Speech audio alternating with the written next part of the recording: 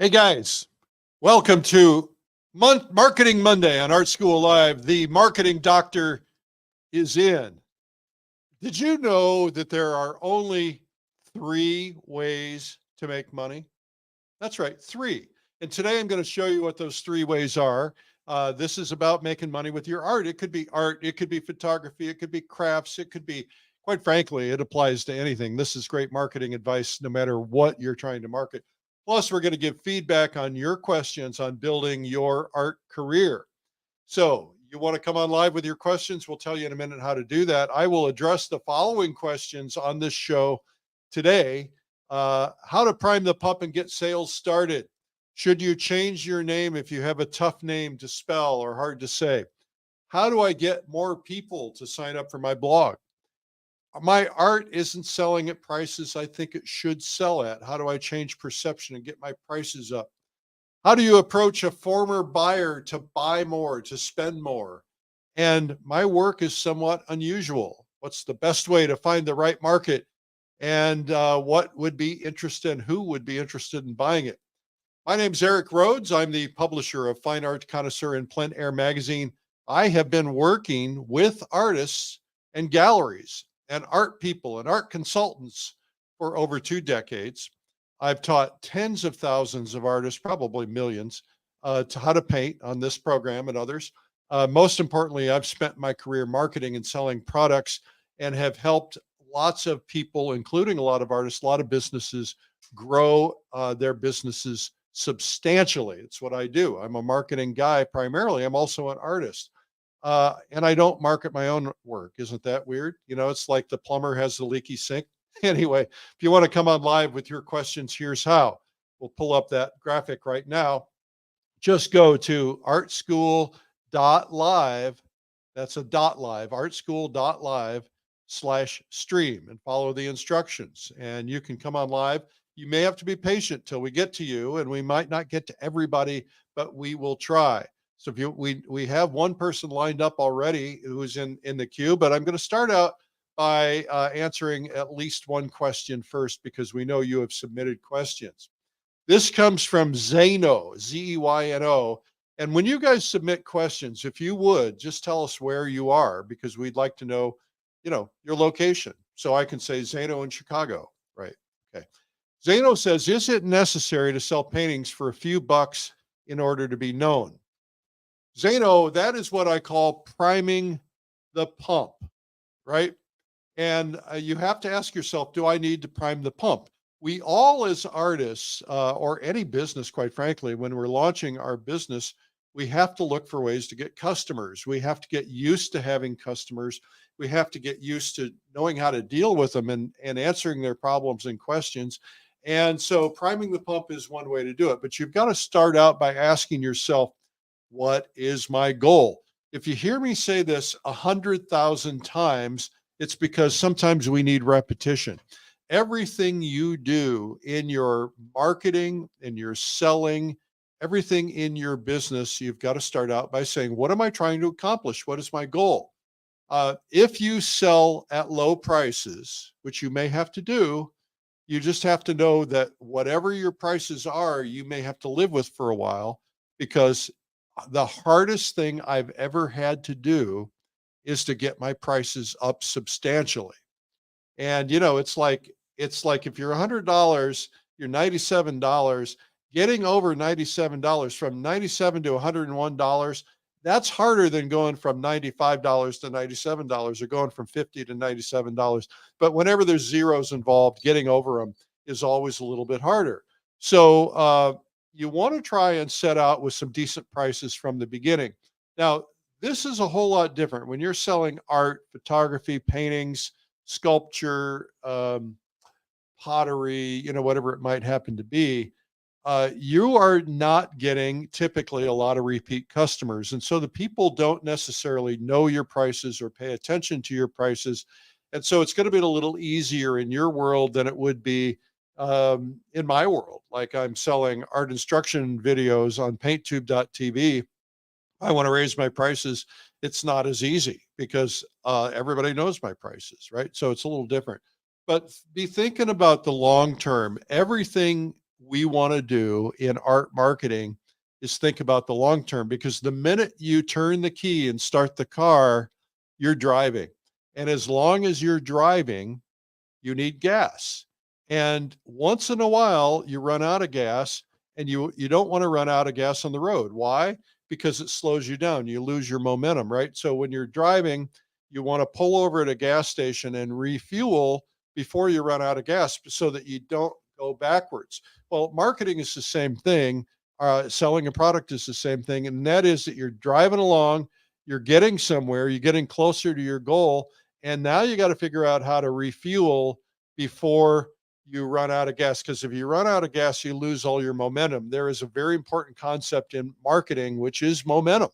And when you have momentum, it builds on itself and it creates this flywheel where it goes faster and faster and stronger and stronger. And that will continue to serve you and make you better and bring more customers to you. But the minute you stop fueling the flywheel, it stops and your momentum drops very, very rapidly. So there's this concept called out of sight, out of mind, right? And so if you are out of sight, out of mind for very long, no matter how much credibility you've built in the market, the minute you go away, people start forgetting about you. So you've just got to refuel, and refueling is advertising and marketing. And so that's how you keep it going and building on itself. You have to make kind of a lifetime commitment.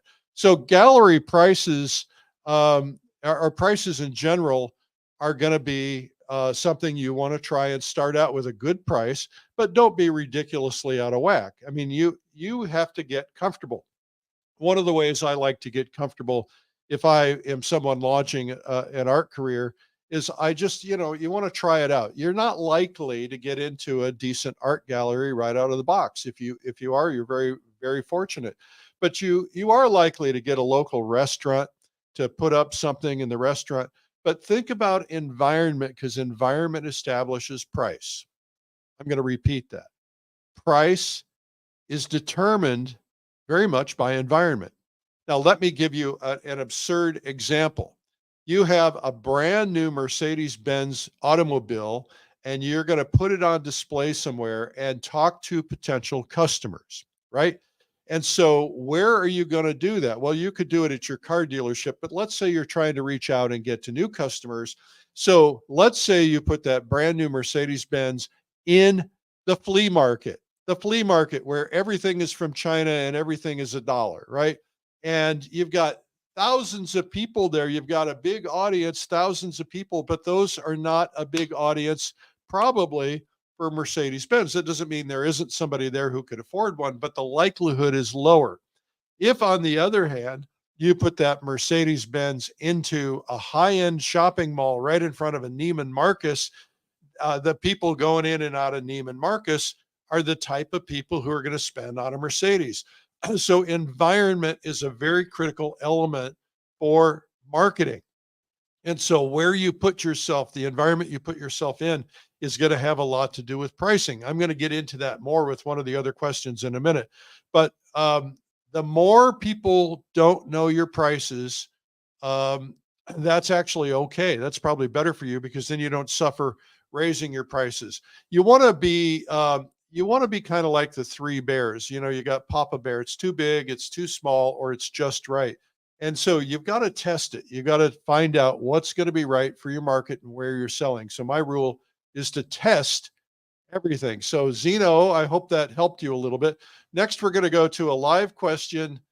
We have Neil McMillan. Neil has been with us before, and he's always got great questions. Neil, welcome to Art School Live Marketing Monday. Thanks for having me on the show. It's great to be here, Eric. Thank you. So my question. Do you have a question? So what's the most common mistake artists make when trying to market their work, and how can they avoid it? Well, that's a tough question. That's a very broad question, but the first thing that comes to mind is tactics before strategy. So here I hear this a lot. An artist sends a note and says, I'm going to start advertising.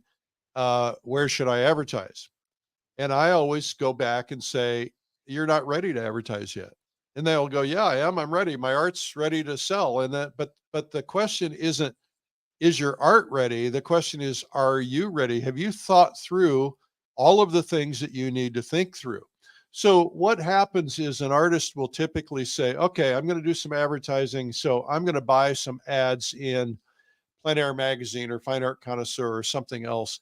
And then they'll buy ads, and then they don't get any results, and then they blame it on me, right?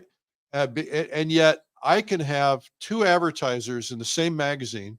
One of them is getting is selling a ton of art. I have an art dealer who told me that when he was running consistently with the magazine, he sold an average of $80,000 worth of art every time he ran an ad. That's an average. But he was also selling $300,000-$400,000 paintings. And he was reaching out to rich people.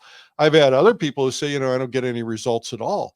And a lot of that depends on the strategy going into it. Because if you're selling something too cheap, let's say that you are in, what's the name of that magazine? Destinations. Destinations is the magazine that American Express Platinum card holders get. Nobody else gets it. They're all very wealthy people. And if you sell something for $50 in Destinations magazine, it's probably not going to resonate. This is a crowd where you can sell something for a higher price. So again, it goes back to environment. But Neil, I think the biggest mistake is not setting a goal before they advertise. And so what typically happens, and this is a kind of a yo-yo move, and everybody does it until they learn their lesson. So they'll buy ads with one magazine or one website or one media, and they don't get the results that they expect. And so they try it 2 or 3 times and they leave, and then they jump to the next media. They try that 2 or 3 times and then they leave, and then they jump to the next one and they try that 2 or 3 times and they leave. When in reality, if they had focused all that time and attention on the existing one publication or one media and understood that everything in marketing requires a slow start, because you have to operate in a world that is according to the rhythms of the reader. So the rhythms of a reader are a whole lot different than what you would expect them to be. We all say, okay, I'm going to run an ad and I'm going to make $1 million instantly. And I did this. All right. So I bought an ad. I got contacted by one of the big auction companies, and they had a magazine that went to all their buyers, and a high-end magazine. And I thought, well, I'll sell subscriptions in this high-end magazine. So I said, how much is an ad? And they said, it's $8,000. I said, okay, I'm buying one. Right. And so one of my colleagues in my business said, Eric, you're throwing your money away. Don't buy it. I said, no, there's 200,000 people who read this magazine, and they're all really, really wealthy. He said, Eric, you're violating your own principles. You're violating what you teach. I said, what's that? He said, you're violating the importance of repetition, because nobody buys the first time they see something. I said, oh, it'll be different in this case. So I ran an $8,000 ad, $8,000, Neil. And that ad sold a grand total of 2 subscriptions. Wow. And those subscriptions were $40 each. So I threw away $8,000. Now, I might have got a little brand recognition or something from that. But the reality is, if I were doing it right, I would have been better off to buy smaller ads and have them, or bigger ads if I could afford it. But to do it right, I would have had that over and over and over and over and over and over again, and just kept it going for a couple of years. And eventually I would have got it. Now, for a low end product like a $40 subscription, it's pretty hard to make $8,000 ads work for you. If I'm selling a Mercedes, it's a whole different story, because I probably got $8,000 or $10,000 allocated to marketing with each sale. So that's probably the biggest, most common mistake. Does that answer your question? Yes, sir. That's very insightful. Can you share an example of an artist who successfully overcame that mistake and saw significant growth in their art business as a result? I can share. I can't share names, because when I do consulting for people, which I do very rarely because it's very expensive. Or when when I help people, I don't violate their confidences, right? But I can tell you, I can give you the name. I give you one artist who said, "Listen, I'm going to just do everything you tell me to do," and this person was broke and had had nothing. And I said, "Listen, this is going to take some time. We're gonna we're gonna put ads in. We're gonna start with small ads because you can't afford big ones, and we're gonna have one every single issue for the next 2 years. And you're gonna call me at about 6 months into it, and you're gonna say it's not working, and I'm gonna say it is working. You just can't see it yet because there's a whole series of things that take place in somebody's mind, which has to do with building awareness and building trust and building confidence.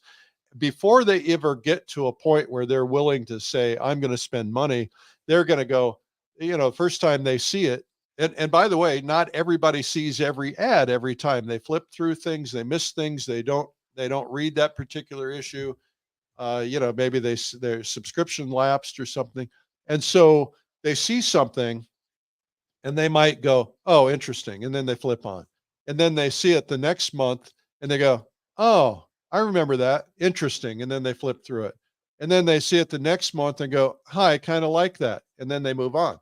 And then they see it the next month and you go, "Hi, I kind of like that. I'd kind of like to own one of those artist paintings." And then they move on. And then the next month they go, "Oh, that's right. I was thinking about owning one of those. Maybe I should look at their website." And then they move on and they forget. And then the next one they go, "Oh yeah, I forgot about that. I need to look at their website." And then they look at their website and they go in and they say, "Well, I don't see anything I want to buy." And then they see another ad and they go, "Oh, I like that one. Maybe I'll hurry up and call them real quick and see if I can buy it."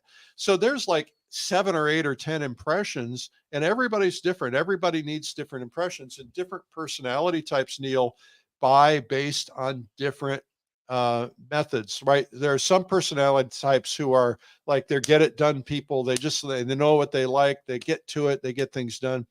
The way you buy is the way you sell, by the way. And so if you're the person who drags out the purchase of something, like I'm a guy who used to be like, I would do tons of research. I'd spend months researching something and like I might take 6 months to make a decision, maybe a year to make a decision. Now I'm a guy, it's like I want to make a fast decision because I know that the way I buy is the way I sell. And I want to get people to make fast decisions. So when you're going through this trust building process, it's going to take time. So this artist uh, called it 6 months and said, "I'm not seeing any results. I think I should cancel." And I said, "Well, you're going to lose all your momentum. Here's what's going to happen. You're going to go somewhere else. You're going to go through the exact same thing. And then you're going to call them and cancel. In the meantime, if you had held steady with that next 6 months with us, you would have seen results." So she calls me 1 month later, 7 months in, she says, you know, "I've noticed a lot more people visiting my website. I haven't seen any sales." Then she called me 8 months in. She said, "You know what? I heard from a couple of art galleries. They called and they said they're interested in carrying my work." Hmm. And then a couple of months later, she calls and she says, "Hey, I've been getting calls from all these shows. They want me to be a featured artist." So what happens is the more you're there, the more you build, the more credibility that you're getting, and it just builds on one another. If you're there one time, they don't trust you. They don't even notice you sometimes. And so you've got to keep building that trust and go on top of one another. This artist, I encourage this artist to keep going. This artist just built, well, first off, remember, she was pretty close to bankrupt when she started. Within a year, she started becoming a featured artist at very major things. She started getting into some really good galleries. A couple of years later, she fired those galleries because she got invited to better and bigger galleries. She raised her prices. She did that one more time, got into bigger and better galleries still, raised her prices again because she was finding the smaller, earlier galleries couldn't get her prices, but the other ones believed in her and could. And then became a major brand, a well-known, I wouldn't say household name, but in our world, household name, and is selling tons of work and just spent a ton of money building a new studio, and is sent me a note and told me how much money she made last year, and I couldn't believe it. I mean, it was mind-boggling. And I've coached a lot of artists, and I've helped turn a lot of artists into multimillionaires, and it was mind-boggling to me what was happening to this person. And if this person keeps on for another 5 years, then she's going to be perceived at the level of the best. And she's already getting up there, but she's going to be, at some point she's going to be, people are going to look at her like we look at Nelson Shanks or Richard Schmidt or somebody at that level, because it's time plus repetition. Now the quality has to be there, because if the quality's not there, it's not going to matter. So did that answer your question? Yes, it did. Absolutely. Is there a follow-up to all of that? Sure. That was my follow-up question, but I have another question that's a little different. So the actual presence of a plein air painter in a public setting is disruptive. It creates an electric magnet for human interaction, in my experience. People will come up and talk to you and will often ask predictable questions. And right there in the field, you'll be making new clients and potentially making sales while you're painting. And you will be, the people that you will be meeting while you're painting are potentially, you're potentially germinating the seeds that could grow into your art collectors. What are the strategic tactics that can be made to enhance the professionalism of the interactive experience and also the fruition of that experience?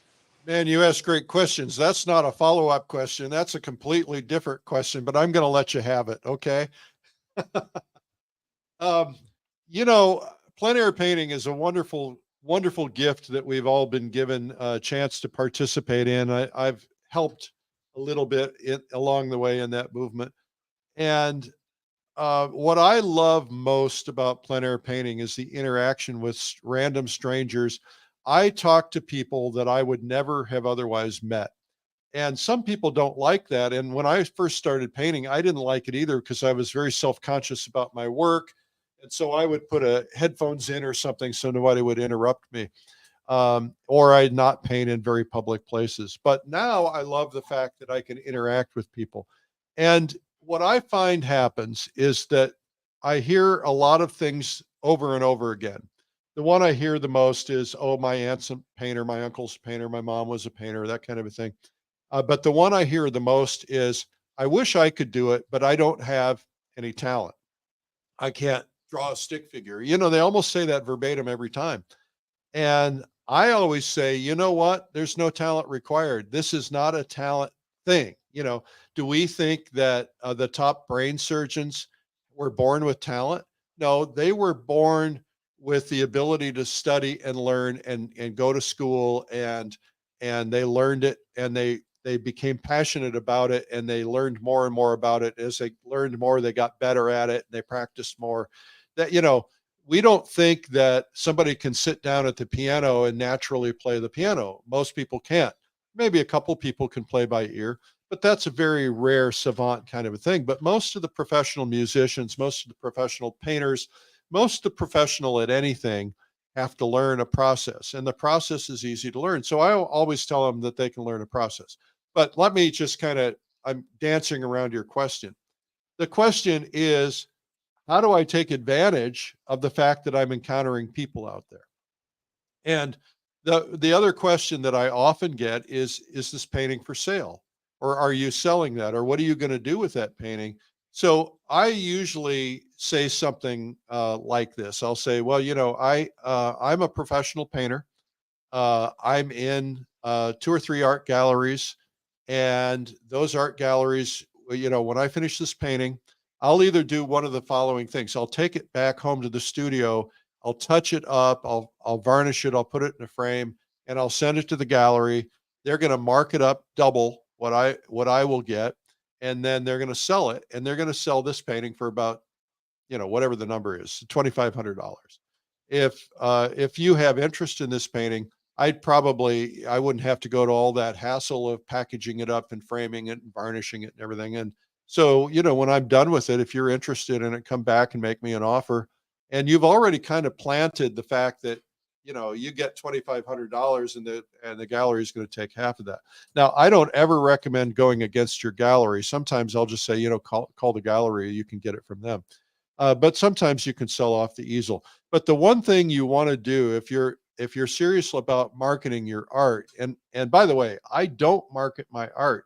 I just teach how to market art. And I know that seems strange. The galleries market my art. But what you want to do, I put together something. It's somewhere on our website. I'll have to find it for you guys, but it's a QR code that you can scan that says, I'm doing what's called plein air painting. If you want to learn about plein air painting, scan this QR code. If you want to learn about me, here's my website. You put that on your easel, and or you have something you can hand people. Just say, hey, I would love to, I'm going to post a picture of this painting on my Instagram when it's done today. Here's my card. Make sure you follow me on Instagram, and or give me your Instagram now. I'll put it in. And then that way, now you've got them following you. If you can get them to come and sign up for your newsletter or something like that. What you want to do is build your own media, right? Because if you can build interested customers to come to your newsletter and open your newsletter on a fairly regular basis, then you have the chance to talk to them more and more and more and more and more. Make sense? Absolutely. Okay. Thank you, Neil. Good questions. Sure. It's always the same people who like to step up and have the courage to come out and ask questions. And so congrats to Neil and others who come back. But the rest of you, if you want to ask a question, there are no right or wrong answers. We're not going to embarrass you in any way. And here's how you do it. Just go to artschool.live and /stream. All right. And that's how you go in and ask questions. If you want to do that right now, we will do that. I'm going to continue with some questions that were sent in. We have a lot of people send in questions. This is from Susan 𝗕𝗂𝘆𝗆. If a first name is common, is it okay to go with a pseudonym or stay with the real name? Like, should I use Zaza instead of Susan? Well, I have an interesting observation for you, Susan. First off, a common name like Susan is a wonderful thing because it's easy. It's you don't have a problem with it. Your last name, which is 𝗕𝗂𝘆𝗆. I don't know if it's Jabes or Jobes or Jobsi, or there's a lot of variations on that. So what is troubling me is when I see a name like that, I go, I'm confused. And there's a rule, and that is a confused mind never buys. And so if somebody's instantly confused, they may not take the trouble to learn how to pronounce a name. They might just go, oh, I'm just going to do that. So you might just become Susan Shaw, even though your maiden name may have been Job S or Jopsy or whatever it is. No offense meant on this. And so you might, but you may have established yourself with that name. And if you have, you don't want to mess with it. I had a friend who came to me, and she'd been painting for 20 years and very successfully, made a lot of money. And she came to me, she said, I've decided I'm going to start using a pseudonym. I'm going to come up with a stage name, if you will, for my painting. And I said, why? She said, well, I need something different. I said, don't do it. It's suicide. You spent 20 years building brand equity. Now you got to start from scratch, and you're going to confuse your market, and they're not going to know that the same person is you. And you're going to have to say, this is my real name, and now I've changed this name. You're just going to confuse the market. Confused minds don't buy. So I grew up as a radio broadcaster, and I had stage names, or air names as we called them. My first air name was given to me because the radio station had a jingle. And so my first air name was Dusty Reese. And they had a jingle that went, do it to it, Dusty Reese, which was really weird. And then I got another job at another radio station, and they decided to give me a name. And so they gave me the name Sean Elliott. I don't know why. And so Sean Elliott was my name, and they made a jingle, Sean Elliott. And then I took another job and they gave me a different name. I don't even want to go into what that name was because it was so confusing. And then one day a new guy came in to run the radio station. He says, I hate that name. He said, what's your real name? And I said, I told him my real name. And he said, well, what's your middle name? And he says, I said, Eric. He said, okay, well, you're now Eric Rhodes. And it stuck. And ever since then, and that was the station that I got the most notoriety on and became bigger on. And as a result, that name stuck forever. But because my real name is Bruce, and he didn't like that for an air name, so I became Eric, which is my middle name. My parents called me Rick, for Air Rick. So I think, there are a lot of names that are hard to say, hard to read, and some artists have no trouble with it. I had an artist on my show the other day, Susan Kuzninski, but I immediately pronounced it Kuzninski because I got it wrong. She corrected me, thankfully. And she is very successful and very well known, and she's made a tough name work. And so it's just a matter of making things work and getting that repetition. Sometimes it's a matter of helping artists understand how to pronounce things. Sometimes if you want to use a pseudonym, I think that's fine. Just remember that you want to make it easy. Now, I also like things that are catchy. So there was a time in my radio career when I became Truckin' Eric Cookin' Rhodes. Truckin' Eric Cookin' Rhodes, because I wanted something memorable. And I stole that from another jock who was trucking, cooking something. And sometimes my friend Frank Reed started calling me Eric Sugar Rhodes because at the time I was on an anti-sugar kick. So he called me Eric Sugar Rhodes, and it stuck. All of a sudden I became Eric Sugar Rhodes. So you can look for something, if you wanted to do Susan Zaza, you could. You want to look for something that's memorable. People do that. I also, if I tell people my name, sometimes I'll say it's Rhodes, like you drive on, or Rhodes, like the Rhodes Scholar, or Rhodes, like Take Me Home, Country Roads, because I want them to remember my name, right? So if you have a tough to remember name, it might work against you. It might work for you. You just have to play with it, but stick with it, and most importantly, brand it. Get it out there, get people to know it, help them know your name, and that'll make a big difference. Okay, next we have Elaine Miller is back to ask another question. Elaine's a gallery owner and an artist. Elaine, what's your question? So I don't really have a question. I just wanted to tell you about what the gallery is doing. We had a cruise ship come in, and I know you mentioned that you want to be where the people that have money are. And we had a wonderful cruise ship came in. It came in this morning for the very first time to Portsmouth. Nobody in town reached out to them. They have hundreds of people on board. And so last week, I quickly made up an invitation to all of the passengers to come down to Ceres Gallery. And I'm offering them refreshments and a wonderful reception and a chance to go home with an original painting. And their chances, they don't know this yet, but they're going to be fishing out of this fishing boat where our local artists have actually put some fish in here with either percentages off or a free painting. And it's a way to get people into the gallery. I don't know why we have 18 galleries in town and nobody reached out to the cruise ship. So I just wanted you to know that our gallery is working hard for our artists, and your artists who are looking to be represented by galleries really need to check out the galleries and see what they're doing for their artists, because I think most of the galleries are just sitting there waiting for people to walk in the door, when it's really important for the gallery to represent you and pull people in the door. I think that's an excellent observation, and congratulations. You're always a good marketer. And I think, Thank you. There's a couple of ways that you could have handled that. One way is to do it the way you did it. And that's the way I would have done it too. I probably wouldn't have thought of that, and congrats on doing that. And what I would do to enhance that is I would say, please come by and pick up a free gift.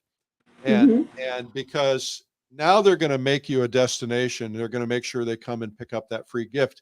And the free gift could be, something you got to be careful because you get remembered for the smallest thing that you do. But it might just be a sketch pad or it could just be a little print or something. But and then that works for you in what's called the law of reciprocity. The law of reciprocity is if I give you something, you feel obligated to give me something in return. And as a result, if you give them a little gift that seems to have some value, I mean, if it's a pen, no, nobody's going to give you anything. But if you have, a nice little print in a little bag that costs you a buck each, and you get 25 people to show up and you give them each one of those things, they're likely to spend that 25 bucks back or 50 bucks back. Typically, law of reciprocity works at least 3 times more than what you've given them. So you can do that. But I think the other thing you could have done is worked in conjunction with all of the galleries in town and said, here is a gallery passport. And if you get 5 gallery stamps out of the 10 galleries, you will instantly get a free gift of whatever. And what that does is it forces them into the other galleries as well, which is going to be good for all the businesses. But Right. of course, what you're going to want to do is do what's going to be most importantly best for you. The other thing I want to mention that you said, Elaine, which I think is very important, is when you're doing your homework about galleries, what you want to do is you want to find out, is this a gallery that is promoting their artists, and what kind of promotion are they doing? And that, by the way, reverses for galleries. I had a gallery owner tell me, I watch who advertises in your magazines, and I see who's aggressive. And if they're aggressive, I'm interested in getting them into my gallery because they have a promotional mindset, and they're going to continue to promote me, and I'm going to continue to promote them. But watch who is advertising. That makes a big difference. Thank you. All right. Thank you. That's a really good observation. All right. I think here, we've got a couple more coming in on video, but first off, this comes from Jane in Tennessee. Jane asks, what is a great way to have more people sign up for a blog? I like to give it, so I'll give away a print to people who sign up.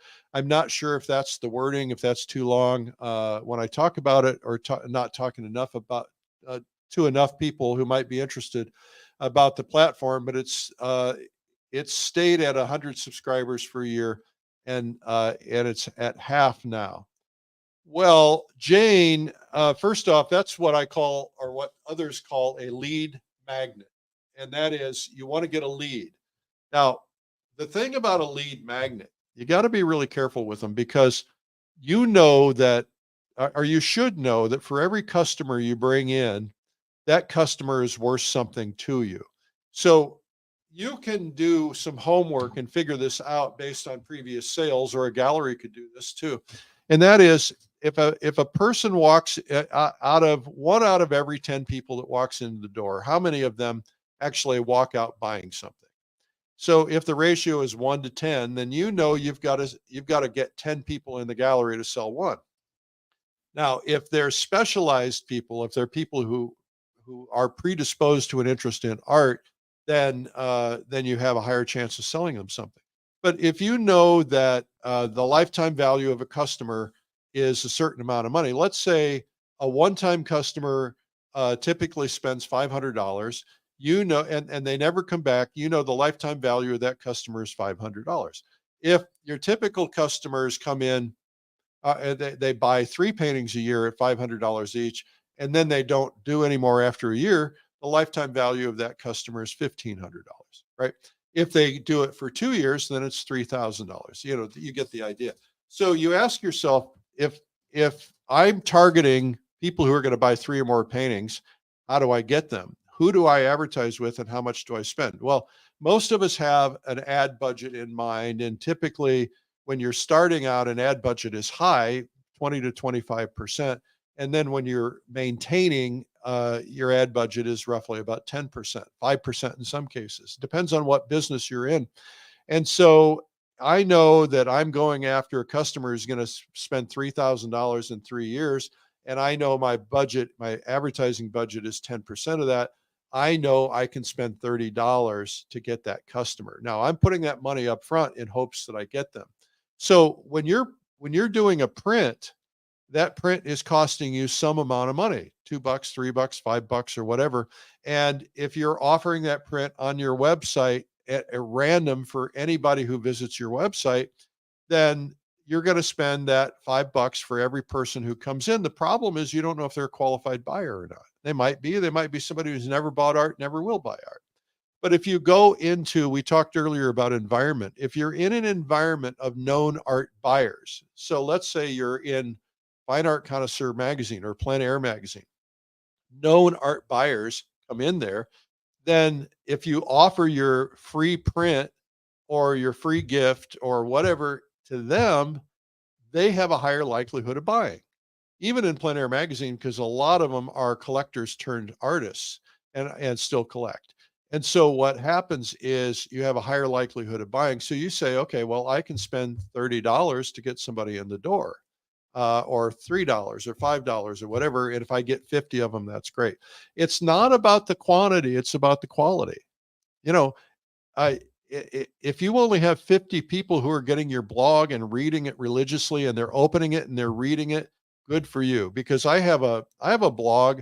I probably have several 100,000 people who open it and read it every day. But I don't know how many of those people are actually going to become customers. It doesn't matter to me in this particular case, but if you want them to become customers, then you've got to look for a way to narrow your lead magnet. And the way you do that is you talk specifically to who you want, and you look for a way to shed who you don't want. So you could say, I have a free print for qualified art collectors. And then you can have an asterisk, and qualified is defined as, and now that's going to deter some people, but it's going to help some people come on board. So I like the idea of having a blog, but remember the thing that's most important about a blog or a newsletter. It cannot be about you. If you make it about you, they're not interested in you. You may think they are. I mean, I'd like to think they are, but they're not. They're interested in what can you do for them. The reason they like you is so they like your work or they like something you have to say. I've talked about this in the past. John McDonald has the best newsletter in the art industry. It's free. He should be charging $50 a copy. It's that good. I mean, it's like a book each time. And he gets, but he's not talking about John McDonald. He's talking about how to paint clouds or how to do principles, how to do compositions. And so, and that's to artists. But he does make sure in there he mentions the video he did with us, or he mentions his workshop, something like that. But that's only taking up this much space in it. The rest of it is all about you. And so that's what you want to do, is make it all about you. Okay, let's see if we've got, we don't have anybody else on video right now, so we're going to keep going here. Here's from Katrina. I think I know who this is, if it's the Katrina that we all know and love. She says, if I'm an artist who hasn't sold consistently for $4,000 to $5,000, but feel my work is worth it, how do I find people who agree? My middle range of original art goes from $850 to $1,500, which sells but isn't consistently selling. The art I have that is under $200 is what is the most consistent sales. Then, since I'm on the subject, I'm not limiting myself to thinking people can only spend $4,000 when maybe they would spend $40,000. So what I'd like to know is, how do I change my mindset to find those kinds of customers who would spend $40,000 per piece? I haven't met any artist who has done that, but I still know it's possible for me. Is there a presence outside of gallery representation that could show me how? I've tried for years to get into a gallery. They just tell me no, saying art isn't fit for that. Selling my art isn't a fit for them. Okay, there's about 300 questions in there, Katrina, and I'm going to be as specific as I possibly can. You feel your art is worth $4,000 to $5,000, but it's not selling at that price. Your medium art sells at $850. Most sells in a $200 price range. Price is about value to the buyer. The fact is, most of your work sells in $200 range. That's the value that is established by your buyer for your work. They're buying something that they probably go into your booth, and I know you have a booth at the art show that I've been to. they go into your booth, they see all your beautiful work, and they go, I like this, but I don't want to spend that much money on that or that much money on that. Is there something small I can remember this artist with? And they buy something small and it's $200. And so it's selling in the $200 range.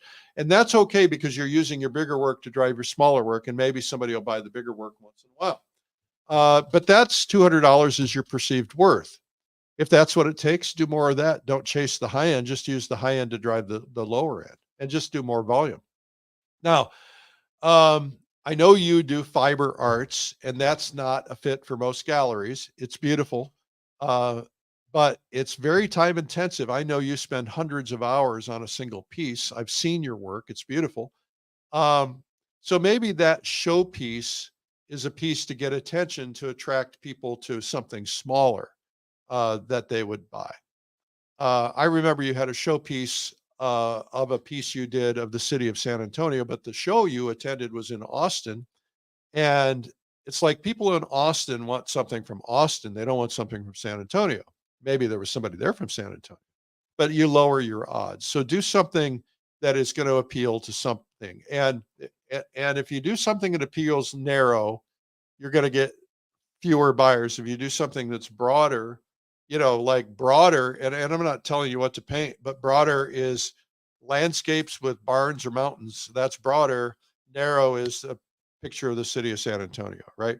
So the other thing is environment matters. Now, the show you were in was an annual Christmas show. People buy gifts. Most people don't want to spend more than 50 or $100 for a gift for their family members, maybe not even that. So it's probably not the right environment to sell expensive pieces. That doesn't mean you won't, and you might get exposed to those people, but you might want to model success. Find somebody who is selling fiber art for a lot of money and do what they're doing. Find out where they're selling it. Talk to them, ask them questions. And there's probably special fiber shows that people who collect fiber art go to, and then you'd probably be a superstar there, and then you're going to stand out. Now, the brand matters. If you're known among the fiber arts people as a brand, so in the fiber arts magazines, you got to get them to do stories on you, and you got to build your brand, get known by the people who buy that stuff. And that's hard to do in a narrow category. It's actually easier to do in a narrow category, but it's hard to find narrow categories where you could do it. So anyway, that's kind of my thoughts on it. Now, the second part of your question is, am I limiting myself? I know there are people who could spend $40,000. How do I change my mindset? Katrina, you already have the mindset. You believe your worth is $40,000. You don't have a mindset problem. You just have to find the customers who spend $40,000 on something. And the saying I always say is, stand in the river where the money is flowing. If you want people to buy expensive paintings, you got to go where people who have expensive paintings go. And you got to hang out and be in the places. You got to get to know them. And most of us don't come from that world. We don't know. We haven't hung out with millionaires and billionaires. And so we don't know their world. We don't hang out at the country clubs. We don't hang out at the parties. We're not in the Hamptons, But if you want to sell expensive fiber art, then, figure out how to get your work represented by somebody in the Hamptons, where somebody will walk in and go, oh, it's only $40,000. I'll take two. That or Aspen, where is the money?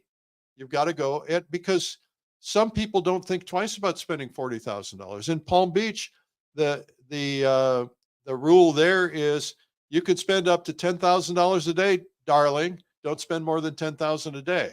So everybody sets their prices at just under $10,000, and they can do it every day, but they can't spend $100,000 every day. So it's a mindset thing, yes, but most important, it's environment.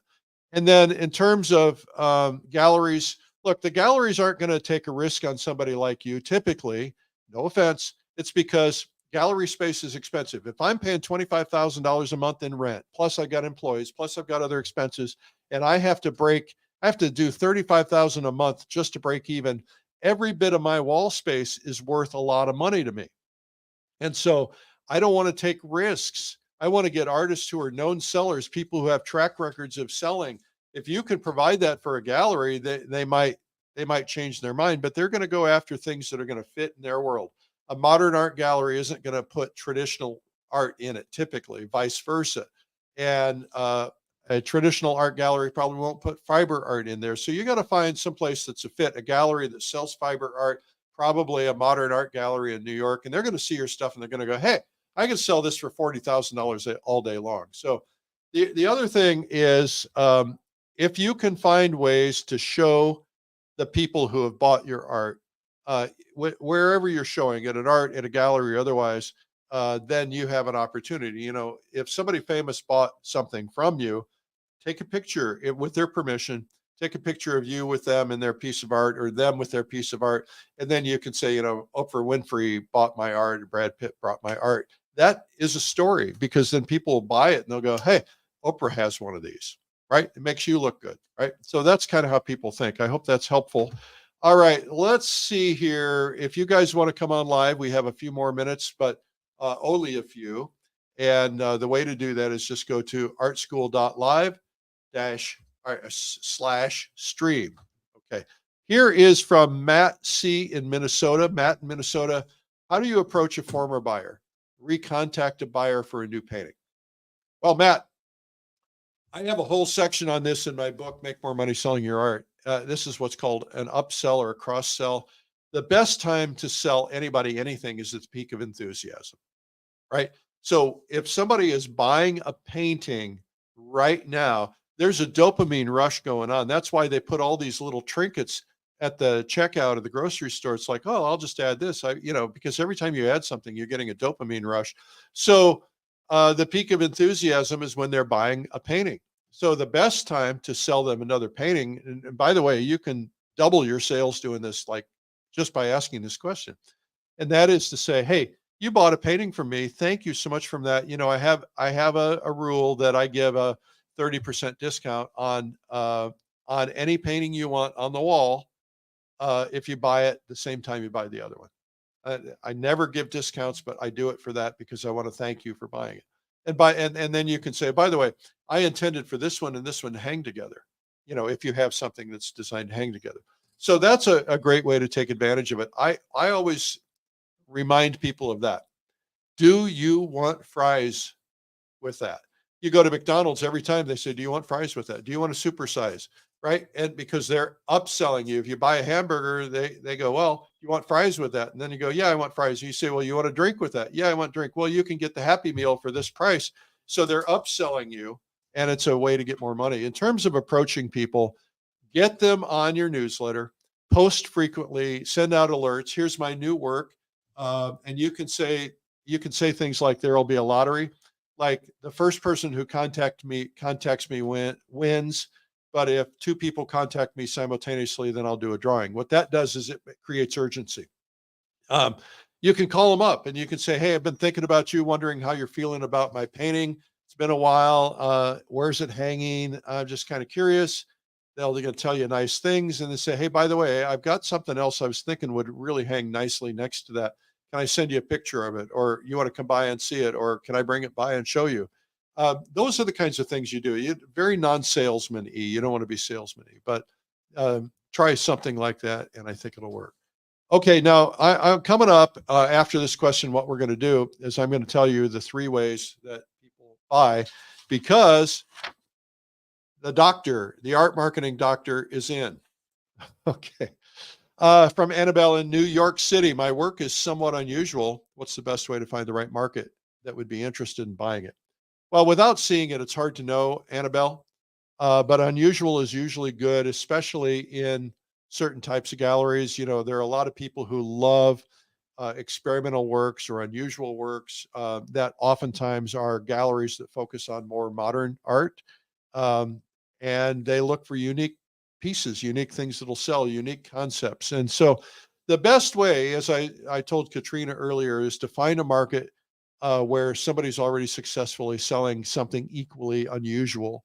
Study the market, how they found it, where they market, how they talk to people, where they advertise, all of those things. Magazines or environments, websites are great because they attract art-specific buyers with specific interests. And so, if you're in Fine Art Connoisseur, that's a realism magazine. You're doing unusual, it will stand out there, but it's probably not the best place for you. Same thing with plein air. But you might go into like one of the modern art magazines and put something in there.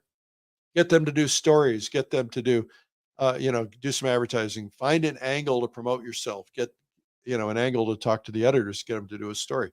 So unusual is good. All right. So I'm going to teach you three ways to make more money. There are only Eric, three. Yeah. Eric, I'm sorry. We have somebody on. Oh, we do. All right. Yes. Okay. Let's do it. Okay. Bring them on. Her camera is off. I guess that's why I thought there was nobody there. Deborah Watson, are you audio only? Yes. Hi, Eric. I'm Hi, glad Deborah. to see you and hear from you. Nice to hear from you. Okay, Oh, Deborah. I couldn't get my camera to work. All right. Well, we'll work on that. What's your question? My question is that I've been selling in little gift stores around town. I live on Cape Cod. So now I'm starting to paint more like the ocean, boats, and due to your company of the paint too, I've been buying quite a few videos. Thank you. Yes. What's your question?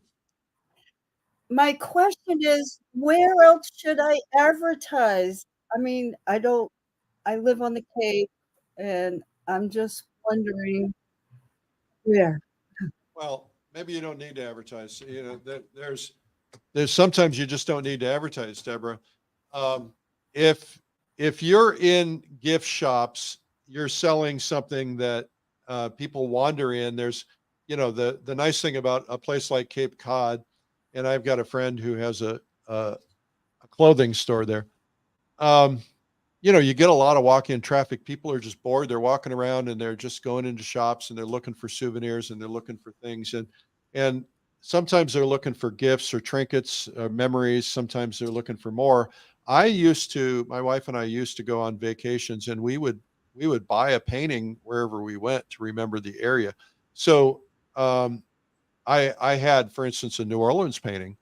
And I loved this scene in New Orleans and I wanted to remember it. And so I bought this painting in New Orleans. I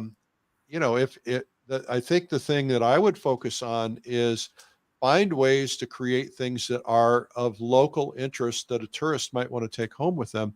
But you also want to look for things that might fit into a different environment. So like, I'm not so sure I'm going to hang a Cape Cod painting in my collection today or in my house today because it might not be a fit, but there might be a little vignette that is a fit, something that kind of would appeal to could be anywhere. And this happens to me all the time. People will walk into a collector's house and they'll say, "Oh, I know exactly where that is."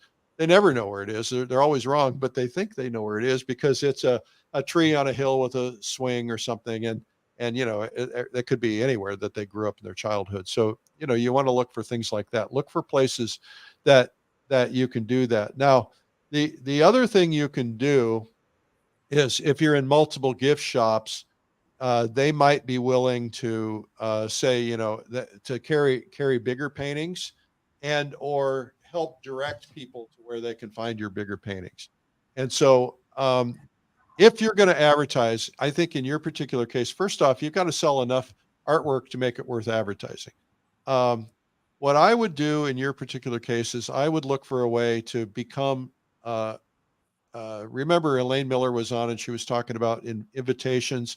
What you want to do is look for a way that you can brand yourself quickly in the local magazines that people, the tourists have in all the hotel rooms. It's usually in room something. I don't remember what they're called, travel something.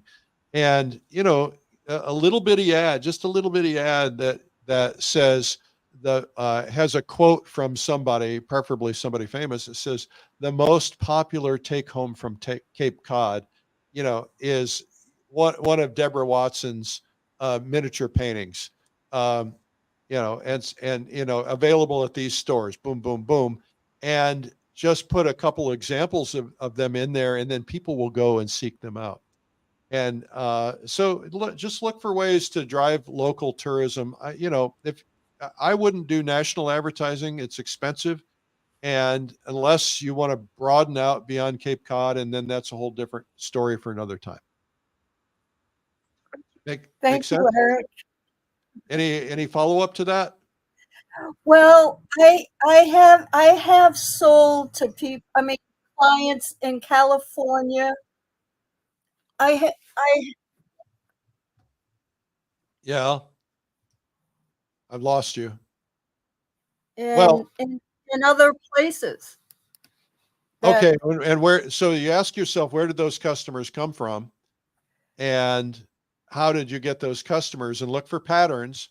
If all of those people that bought paintings from other places came through the gift shops in Cape Cod, you know, if you have a way you can get your website out there, your name out there, or a little sign that says, I do custom paintings of your favorite scene. I don't like to call them commissions because commissions are a word most people don't understand. I can do custom paintings of your favorite scenes. Contact me here. And then just say to the store owner, anybody who buys that came from this store, I'm going to give you a commission on it, just like I normally would. Thank All you, right. Eric. Thank you very much, Eric. Thank See you, you soon. Deborah. Okay, bye. Thanks for tuning in. Okay, so back to the three things to make more money. There are only three ways to make more money. Now, there are lots of tactics you can use, but only three ways to make more money. The first is to increase your sale price. The key to anything is to get an increased margin. A margin is how much money you make, a percentage of margin. You can make 10%, 20%, 50%, 100%, 200%. So the key is to increase the amount of money that you make on an average sale. And so that's all about raising price. So, and it's also about lowering your expenses. If you can find ways to put a less expensive frame on it, or to do less expensive shipping, you know, not last minute shipping, all these things increase your profitability. So the first thing is to increase your average sale price. So let's say you sell 10 paintings in a year at $1,000. That's $10,000 in income. Now, let's say you increase your price by $500 from $1,000 to $1,500. And you do that times 10. Now, all of a sudden, without any effort, you're making $15,000 instead of $10,000. It's $5,000 more for doing absolutely nothing but raising your price. And most people are afraid to raise their price, and most people, it won't make a bit of difference. It'll still sell. So let's play this a different way. Let's say you sell $100,000 in art a year and you increase your price just 10%, only 10%, which isn't even noticeable. You'll make an extra $10,000 for doing nothing, right? Just 10%. So the number two way to increase is volume. In other words, selling more of the same to the same people who are buying. So it could be past customers, repeat customers, upsells, things like that. So always remember, do you want fries with that? If you get 10% of the people who buy, when they're buying from you, if you get just 10% of them, if you're making 100,000 a year and you get 10% of them just to buy and an upsell, you're going to make an extra $10,000 there, right? So that's an easy one. And then typically my experience is 3 out of 10 buyers at least will take an upsell. So you just got to always ask, you know, do you want the companion painting? We talked about that earlier. So on $100,000 in sales, 3 out of 10 buyers, it's $30,000 more you didn't have. That's why there's motivation to do this. The third way is to get new customers. You see, new customers, you've got old customers, you got new customers. If you get 10% new customers buying every year, that's an additional $10,000. So what's magical is if you get 10% of each of these three, 10% new customers, 10% from existing buyers, and 10% more on your price or on your margin, you will go from 130 to 100, from 100 to $130,000. And if you do that every year for 10 years, it compounds. So the first year you grow to 130,000, the second year grow 30%. It's $39,000 more. Third year it's $41,000 more, and so on. So it just builds on each other. So this is a very helpful strategy. Just always think of those three things. It'll make a big difference. If you find this helpful, hit the subscribe button for Art School Live. We're here every weekday at 12 noon. Mondays are Marketing Mondays, Fridays are Feedback Fridays, and during the middle of the week, we do art lessons for free. we have a free gift for you. It's 97 incredible art tips. It's on video. It's yours free if you go to 97artsecrets.com/free. And our next 2 online art conventions are coming up. The next one in September is Pastel Live. It's heating up. People are buying. I just saw a report. A lot of new buyers who coming on board. Pastel Live is coming in September. The world's leading pastel artists are teaching for 3 days, and there's a 4th beginner or optional day. So go to pastellive.com for that. And check out, also coming up in November, is Realism Live. We're tending to do these in the months that are not summer months because we know you're out and about. So Realism Live's November. It's our most complete online conference for artists of all styles and approaches who paint realistic subjects like people, faces, flowers, objects, landscapes, and more. 30 plus instructors, 4 days, realismlive.com. And then January, we've got Watercolor Live, and March, we have Acrylic Live. So no more questions for today. We'll be back next week with Marketing Monday. Send your questions to me, Eric@pleinairmagazine.com, or come on camera next week. And we're here every weekday at 12 noon with free art lessons, free art marketing lessons, and free feedback on your artwork. And the goal is to help you learn to make art, and on Mondays to help you sell your art, and on Fridays to make your art better. It can be any kind of art, whether it's pot holders or photography or paintings. We can apply marketing to almost anything. So reminder to hit that subscribe button, and thanks for tuning in today. I'm Eric Rhodes. Have a terrific day. Stay positive. Have fun. Remember, marketing is a lifetime commitment, but it is like the fuel in your car. And if you do it right, it's like jet fuel in your car. See you tomorrow.